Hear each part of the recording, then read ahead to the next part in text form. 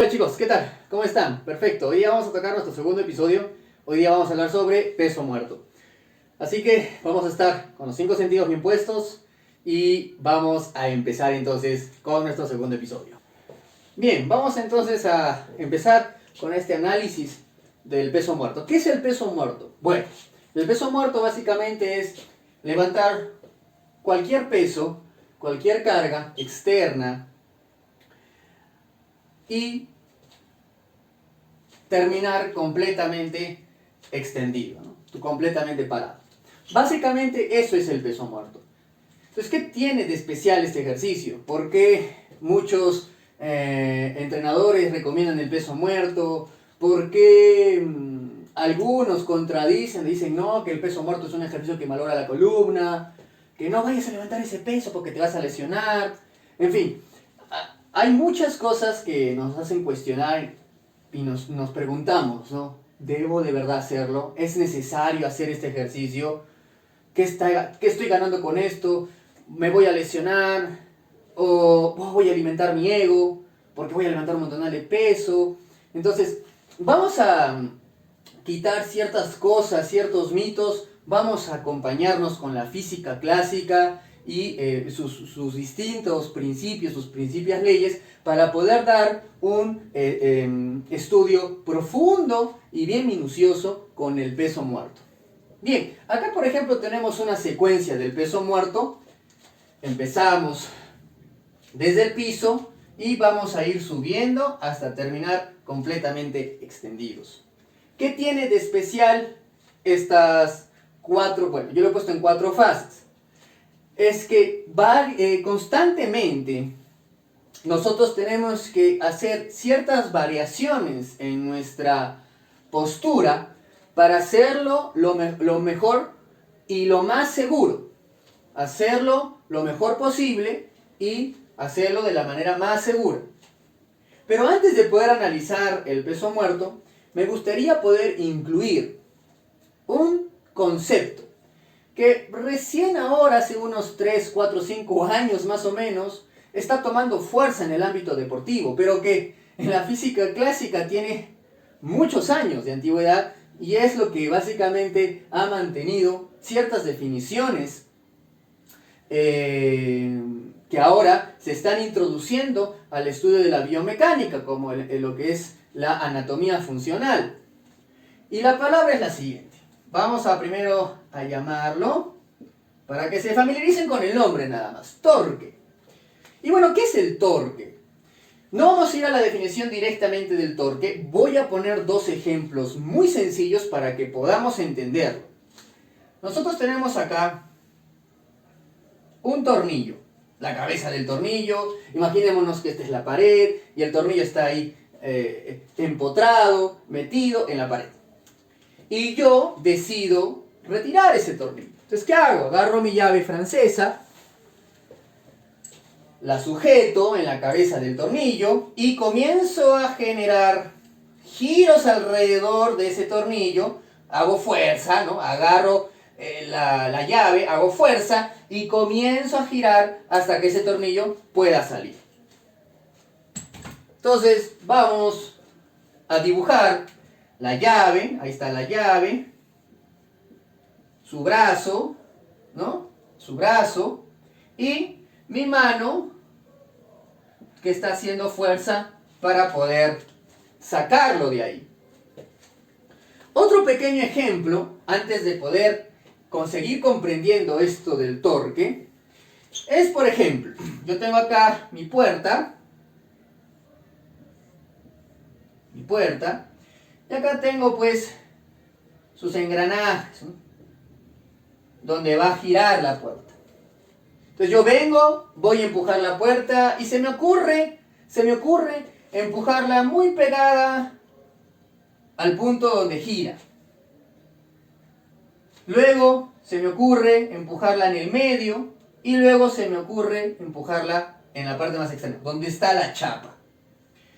Te vas a dar cuenta que es mucho más práctico empujar la puerta a la altura de la chapa que muy cerca donde se hace el giro. Entonces tenemos pequeñas ideas respecto al torque en nuestro día a día. Pero, ¿qué es entonces el torque? Nos vamos a quedar con el ejemplo de la llave y lo vamos a dibujar de una manera más sencilla. Acá tenemos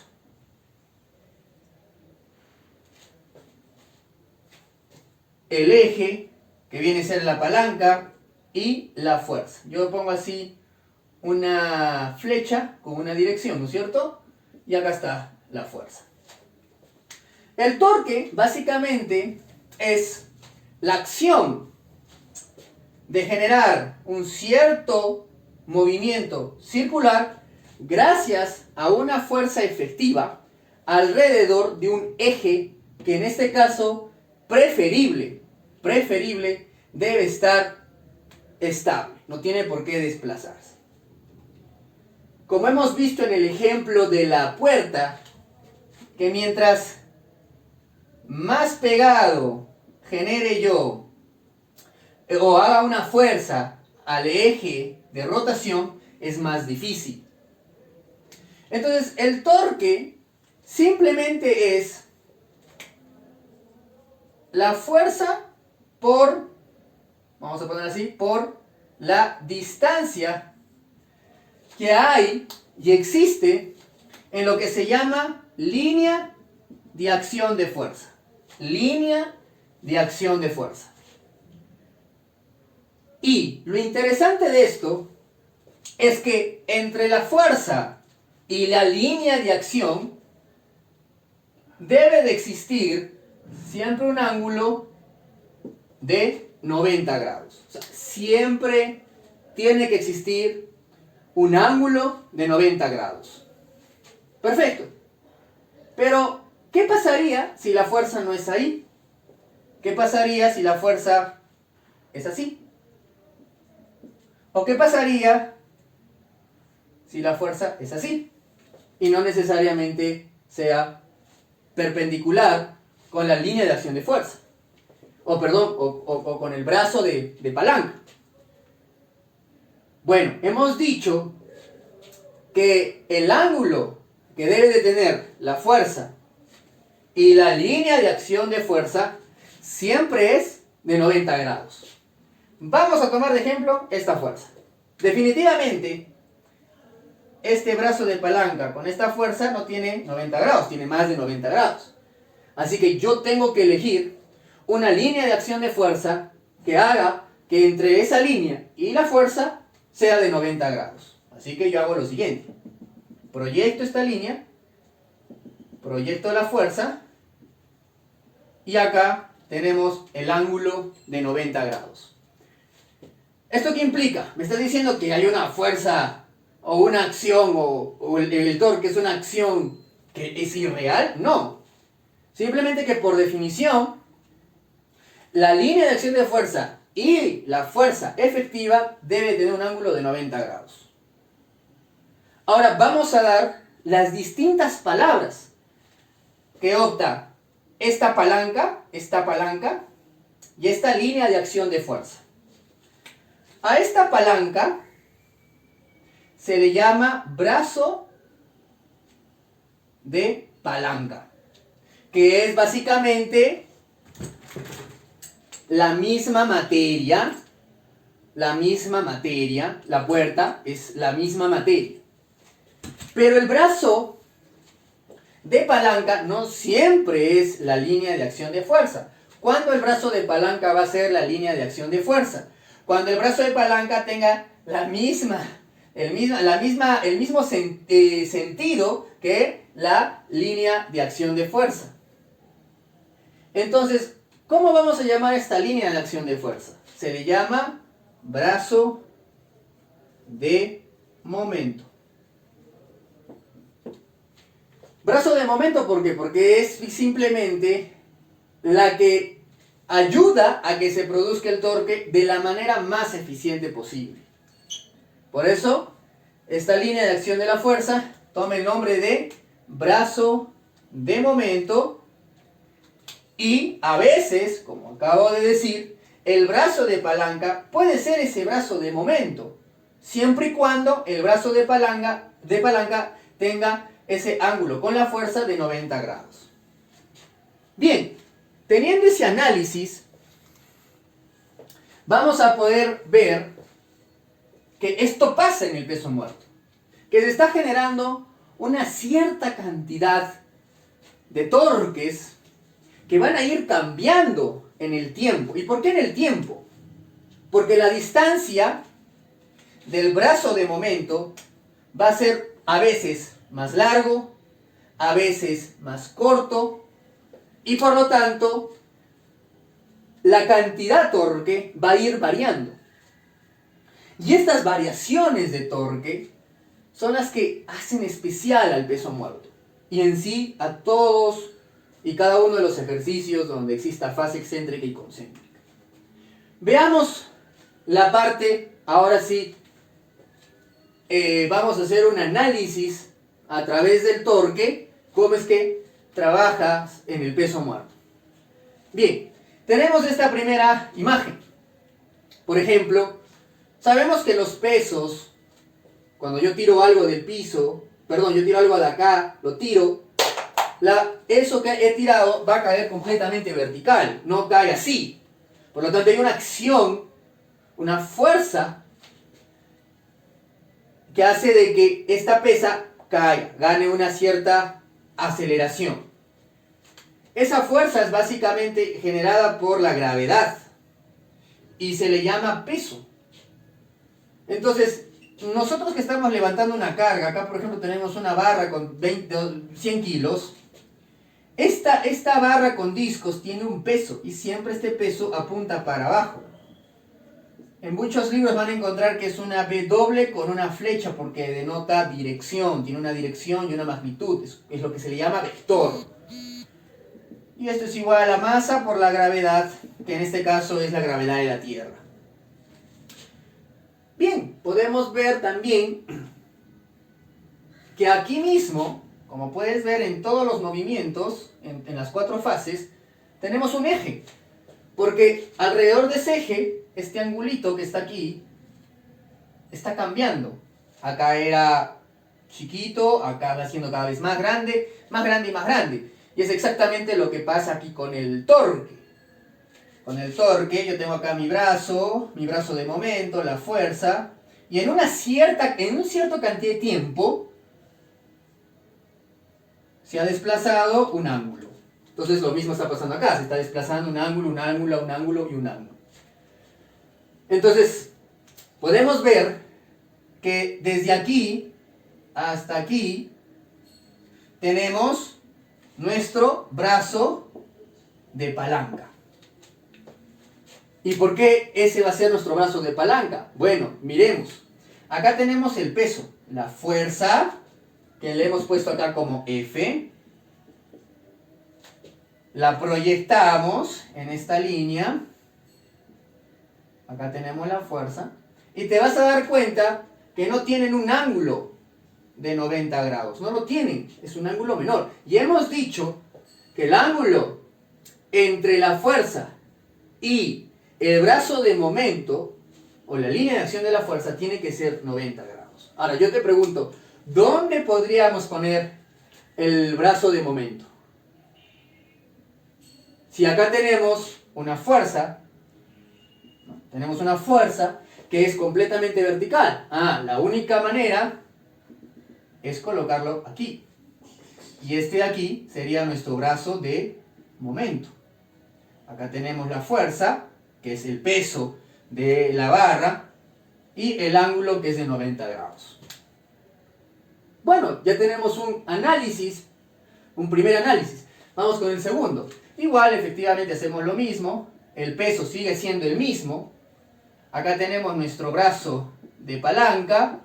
Y acá tenemos nuestro brazo de momento. Acá está el peso, que lo hemos denotado también como F. Vamos al otro.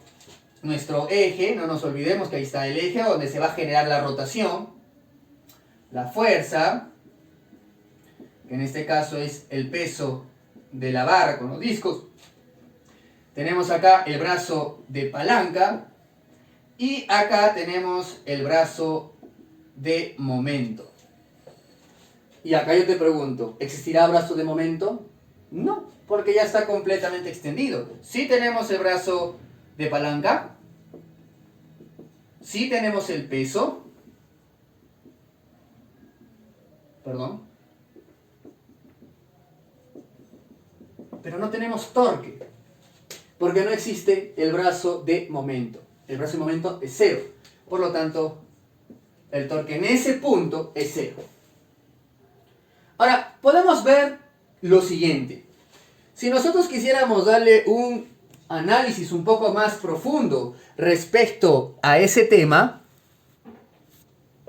vamos a darnos cuenta de que si nosotros lo graficamos de la siguiente manera, hemos dicho que el torque cambia en el tiempo. Este es el torque y este es el tiempo. Hemos dicho que el torque cambia respecto al tiempo. Acá nos hemos dado cuenta que el torque tiene una distancia de un brazo de palanca. Acá tenemos otro brazo de palanca. Acá tenemos otro brazo de palanca y acá tenemos otro brazo de palanca. Quiero que nos enfoquemos en este primer paso y en este segundo paso. En el primer paso, al momento de que yo levanto la pesa, las rodillas las tengo que llevar hacia atrás. Al momento de yo llevar las rodillas hacia atrás, el brazo de palanca aumenta. ¿Aumenta por qué? Porque yo estoy llevando mis caderas para atrás, es donde está el eje, y por lo tanto la palanca aumenta. Eso implica que en el primer paso, el torque puede ser así. En el segundo paso, el torque es un poco más elevado. Vamos a ponerle un poco más grandes. En el tercer paso ya disminuye el brazo de palanca. Y como disminuye el brazo de palanca, que es menor que el primero, viene así. Y luego, al final, ya viene a ser cero. Si yo esto lo pongo en más fotos, más fotogramas, entonces, ¿qué es lo que va a pasar? Vamos a tener más o menos una función así. Si nosotros unimos los puntos, opta esta gráfica. ¿Qué nos enseña esta gráfica? De repente te acordarás del colegio, las funciones trigonométricas, la función seno, la función coseno. Y la función seno es esta de acá. Se le llama función senoidal. Y como pueden ver, tiene una forma muy parecida. Estamos hablando de un medio de una circunferencia. No vamos a entrar en detalles porque es un medio de la circunferencia, pero esta función es muy importante comprenderla porque es lo que está pasando en el peso muerto. Una función senoidal por ese cambio del torque gracias a esa variación del brazo de palanca, porque la fuerza o el peso sigue siendo el mismo. A no ser que te pongas unas bandas elásticas a los costados y ahí ya se complicaría esto. Ya no sería una función en un plano, sería en XY, sería algo más 3D. Pero no nos estamos complicando porque lo que quiero que entiendan es que la fuerza con la que va a trabajar la cadera, porque esto es un ejercicio netamente de la parte posterior del cuerpo, o sea, va a trabajar netamente la parte de atrás, como lo estoy subrayando ahorita. Trabaja netamente la parte de atrás. Y ahorita vamos a llegar al por qué. Vamos a darnos cuenta que varía la fuerza por esta variación del torque. Y por lo tanto, es lo que hace interesante al peso muerto. Entonces, viendo este análisis y viendo de que funciona como una función el senoidal, te vas a dar cuenta de que el peso muerto trabaja un montonal de músculos. Un montonal de músculos. ¿Y cómo es que funciona esto? Bien, vamos a ahora analizar qué es lo que pasa con los músculos. ¿Ok? Vamos a analizar ahora qué es lo que pasa con cada uno de ellos. Hemos dicho que la parte de atrás es la que trabaja. Si tú levantas algo del piso, a veces te puedes lastimar la espalda, ¿no? Te da una lumbalgia, etc. Y te vas a dar cuenta que esa parte está justamente en la parte posterior. Los músculos son como resortes. Yo agarro, acá hay un resorte que está ahí quietecito. Vengo yo y le imprimo una fuerza.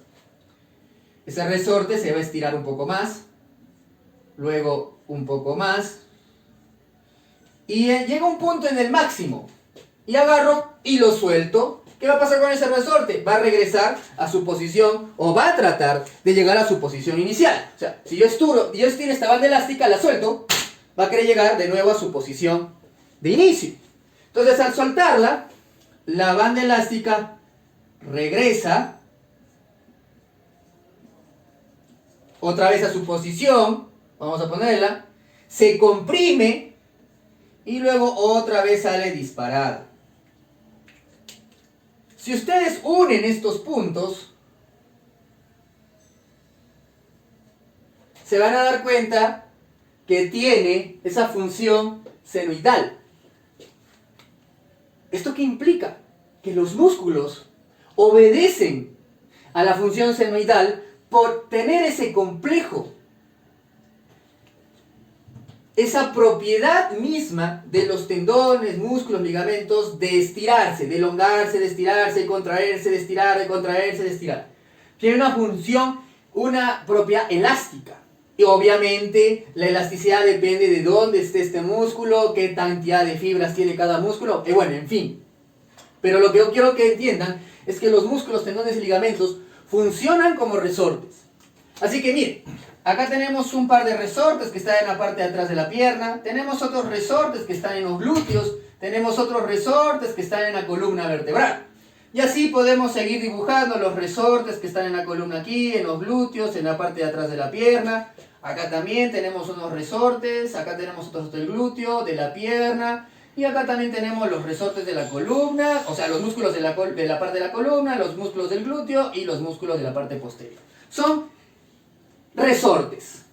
Como te das cuenta, aquí están estirados. Y acá también están estirados. Eso se puede notar cuando tú tiras las caderas para atrás, vas a sentir que tus músculos de la parte de atrás se están estirando.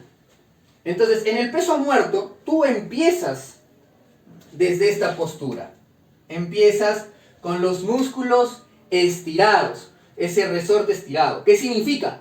Que si yo empiezo el movimiento, voy a comenzar a generar una compresión en los resortes, en este caso los músculos, y así hasta poder parar. ¿Qué he hecho? He transformado mi energía potencial, la potencia para generar un trabajo, lo he transformado en energía cinética. ¿Qué es la energía cinética? La energía del movimiento, y así cíclicamente. O sea, puedo seguir el gesto y así repetitivamente durante 10, 11, 12, 13 repeticiones.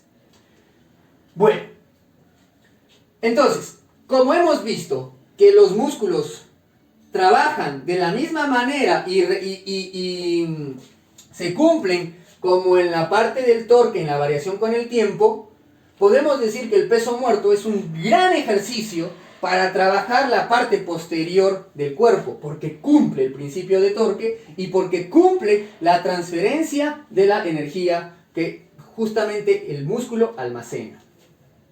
Entonces, lo que queremos acá es optimizar el ejercicio. Bueno, hemos visto entonces de que sí trabaja muy bien la parte posterior del cuerpo. Ahora, tú me podrás preguntar, profe, siento que la parte baja de la espalda me está trabajando. Siento un dolor, me dio lumbalgia en el peso muerto. Bien, te voy a explicar por qué pasa eso. La columna vertebral está compuesta por discos. Por vértebras. Unas vértebras que son así como unos rectangulitos. Así. Entre estos rectangulitos hay un disco que tiene un núcleo y es bastante esponjoso, parecen galletas de Oreo. Cuando yo arqueo la columna en el peso muerto, va a pasar lo siguiente. Las vértebras en una cierta zona Estoy tratando de hacerlo lo mejor posible. Ya está. Al momento que se doble la columna, el disco, que tiene un líquido adentro, se va a comprimir en estas partes y se va a extender en estas partes. Imagínate que tienes una pelota o un globo inflado y lo presionas de un lado. ¿Sí? Lo presionas de un lado. Todo el aire va a ir para este lado. ¿Y qué puede pasar? Si la presión interna del globo es mayor que la presión externa de sus alrededores, esto explota. Y ahí es donde se forma la hernia, la famosa hernia discal. Entonces, ¿qué implica? Que en un peso muerto no puedo doblar la columna, porque si yo doblo la columna, el resorte de la columna vertebral va a estar estirado. ¿Se dan cuenta, no? Si yo doblo la columna, el resorte de la misma columna vertebral va a estar estirado. ¿Y qué hemos dicho? Si un músculo está estirado, tiene energía potencial. Energía que se puede transformar en trabajo. Y por lo tanto, mi espalda estará haciendo un trabajo. Ya no será el famoso brazo de palanca. Automáticamente se estaría volviendo un brazo de momento. Porque está generándose una rotación en ese lado, en la parte de la columna. Y como pueden ver, los discos con las vértebras no son, estas pequeñas articulaciones no son móviles. O sea, su función no es dar movilidad. Su función, como pueden ver, a distinto del complejo del hombro, es dar estabilidad. ¿Está mal mover un poco? ¿Está mal recoger algo con la columna vertebral? No está mal, porque va a depender del peso. Pero también va a depender qué tan rápido levantas algo del piso. O sea, si tú levantas rápido, también te puedes lastimar porque habría una fuerza muy grande. Entonces, por eso la columna vertebral no se debe de doblar. Y hay que educarla de una u otra manera para que la fuerza o para que el trabajo que es fuerza por distancia, o que el trabajo es igual a variación de la energía potencial, el trabajo, que es la variación de la energía, sea netamente del glúteo y netamente de los tendones de la corva, isquiosurales, etc., ¿no? Como quieran ustedes llamar, que es básicamente la parte de atrás de la pierna. El cuádriceps, la parte de adelante del muslo, lo voy a remarcar acá, la parte de adelante del músculo, ¿trabajará en este ejercicio? Sí trabaja. Porque esta ligera flexión de la rodilla, hace que los músculos del muslo también estén estirados. Y si están estirados va a haber también una variación en energía. Pero no es tanto como la parte posterior. Para eso entonces tendríamos otro ejercicio, por ejemplo las sentadillas, que es un buen ejercicio que trabaja bastante la parte anterior del muslo. Entonces miren, teniendo un buen análisis ustedes van a comprender que el peso muerto es un gran ejercicio, pero hay que cumplir ciertas condiciones. Una, la columna no debe doblarse. Dos, el movimiento siempre se va a generar por medio de la cadera. Porque hemos dicho que para que pueda haber esa variación en el torque y se pueda cumplir este trabajo de la variación de la energía por los músculos, deben trabajar en conjunto. Ese sería el punto número 2. Y un punto también que quiero tomar en cuenta es la posición de la cabeza. Muchos cuando hacen el peso muerto miran al frente. Yo recomiendo que no lo miren. ¿Por qué? Miren, porque por la columna vertebral pasan los nervios. Es un canal. Pasan los nervios. Luego ahí los nervios se inervan como raíces y se conectan a los músculos. Cuando yo doblo el cuello, estoy evitando de que los nervios hagan su trabajo. ¿Qué está pasando? Un sobrecalentamiento. Mucha de la energía que va a comenzar a fluir por medio de la corriente va a disiparse en el proceso. Y la frecuencia traída por la electricidad de los nervios a los músculos disminuye en intensidad. Y por lo tanto, muchos de los músculos de la espalda, sobre todo los lumbares, van a perder coordinación. Y si pierden coordinación, viene el colapso. Por eso es importante que la cabeza esté alineada con la columna vertebral. ¿Eso qué implica? Que la mirada va así, que la mirada va así, que la mirada va así, y al final la mirada va al frente. Entonces, qué interesante es poder observar todas estas cosas para que ustedes comprendan que el peso muerto requiere mucha mecánica y con las leyes de la física se pueden comprender. Ahora vamos a ir a la práctica, vamos a llevar todo esto a la práctica porque quiero que también ustedes aprendan cómo llevar a la práctica. Ya tenemos nosotros parte teórica, ahora como buenos investigadores tenemos que llevarla a la práctica. Así que vamos a ello, chicos. Ok, bien, vamos a llevar al tema de la práctica. Vamos a separarlo en 5 partes. La primera parte es ver que la columna vertebral esté completamente neutra. 2, asegurarnos de que la parte posterior esté trabajando adecuadamente. 3, que el mismo hecho de que la columna esté completamente neutra involucre que todos los músculos que comprometen la columna vertebral generen una cierta tensión concéntrica para mantener esa postura. No estoy diciendo que está haciendo trabajo, porque para que haga trabajo debe existir una variación de la energía, y ahí no va a existir ningún tipo de variación. Y el otro punto que vamos a tocar es el tema de la respiración también, ¿vale? Entonces, bueno, el primer paso, vamos a utilizar un palo de escoba para esto. Van ustedes a mantener la columna vertebral, la van a educar de la siguiente manera. Colocan el palo de escoba, va a estar apoyado en 3 puntos. Occipital, en la cifosis, o sea, en la parte media de la columna vertebral, y en el sacro. Asegúrense que esos 3 puntos estén apoyados. Puede ser esto, pero no es el occipital, estoy apoyando la parte de arriba. O puedo estar bajando. Tiene que estar apoyado justamente el occipital en el palo de escoba. Ahí se quedan un ratito hasta que le encuentren la postura. Muchas personas que tienen hiperlordosis, que es básicamente el poto de pato, o lo que es la cifosis dorsal, que es básicamente meter la cadera o hacer una anteversión pélvica, o una retroversión pélvica, perdón, son los que van a sufrir bastante con el peso muerto. ¿Qué recomiendo? Si eres una persona que tiene hiperlordosis de la columna, recomiendo que el peso muerto no lo hagas. Ya de por sí los lumbares están muy contraídos, hacerles un trabajo concéntrico es un poco riesgoso, vas a complicar o agraviar tu situación. Si eres de esas personas que tienen hipercifosis, sí sería recomendable porque te va a ayudar mucho a educar a la columna vertebral a tener un mejor posicionamiento.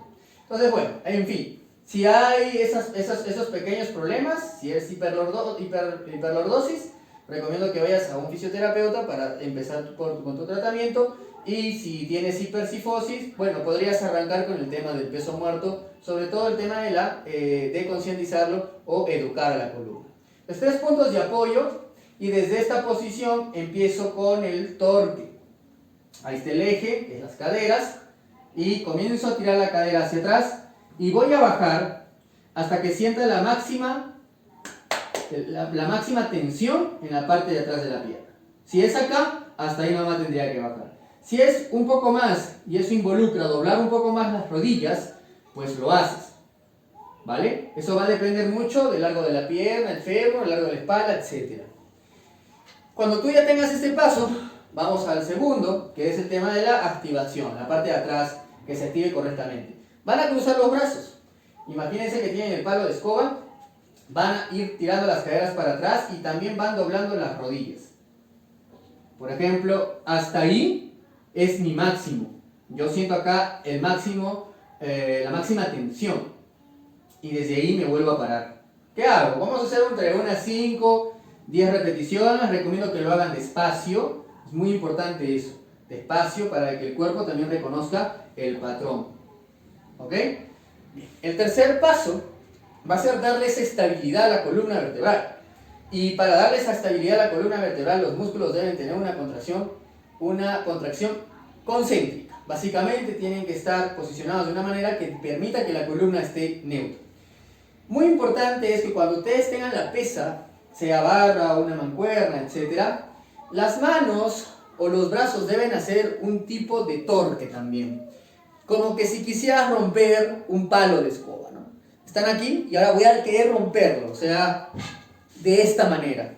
Y si ustedes pueden ver el codo, ahorita el codo apunta hacia la pantalla, pero cuando hago el torque, ahora apunta hacia abajo, hacia la pantalla y hacia abajo. Es importante de que el codo apunte hacia abajo, porque así estaría haciendo un torque externo y por lo tanto una rotación externa de hombro que en este caso para el peso muerto es altamente seguro. Sería la posición más segura incluso para el hombro. No se trata solamente de sujetar la mancuerna y simplemente que la cadera haga el trabajo, no, sino que debe tener un buen gancho de dónde sujetarse la pesa para que pueda transferirse adecuadamente la energía. Entonces por eso los codos, en vez de que apunten hacia los costados, deben apuntar hacia atrás. La pesa siempre debe estar en la mitad de los dos pies y entre los dos pies. Y bueno, comienzo a bajar, tiro las caderas para atrás. Si desean pueden deslizar los brazos por la pierna y llego a sujetar la pesa. Por ejemplo, acá es mi máxima tensión en la parte de atrás. Es la máxima, ya no puedo más. ¿Qué hago ahora? Mis codos están apuntando hacia afuera, ahora los pongo hacia adentro. Y automáticamente mis omóplatos pasan a una postura de apoyo, una postura segura. Afuera, adentro. Y desde acá, levanto. Otra vez, bajo, miren mis codos, miren los codos, bajo. Otra vez vuelvo a subir.